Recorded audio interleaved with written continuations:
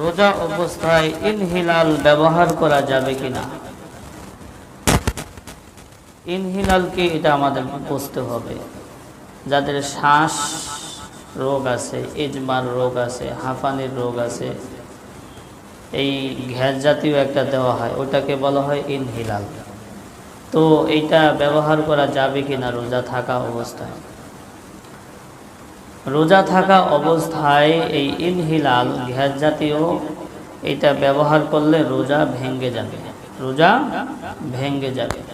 আমাদের মনে রাখতে হবে, আমাদের ভিতরে যা কিছু যায় এই গ্রহণযোগ্য রাস্তা হলো তিনটা। একটা হলো নাক, আরেকটা হলো মুখ, আরেকটা হলো পায়খানার রাস্তা। এই তিন রাস্তা দিয়ে যা কিছু যাবে রোজা ভেঙে যাবে। তো ইনহিলাল এটা যেহেতু মুখে দেওয়া হয়, ধোয়া জাতীয় একটা কিছু, তো এটা ভিতরে গেলে রোজা ভেঙে যাবে, রোজা ভেঙে যাবে। এই জন্য তার রোজার কাজা করতে হবে। কি করতে হবে? কাজা করতে হবে। পরবর্তীতে যখন সুস্থ হবে তখন এই রোজাগুলোর কি করে দেবে? কাজা করে দেবে।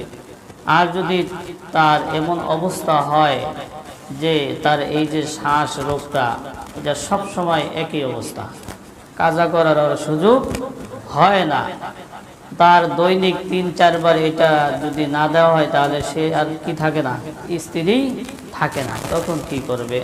তখন তার এই রোজাগুলোর কাফারা দিয়ে দিবে।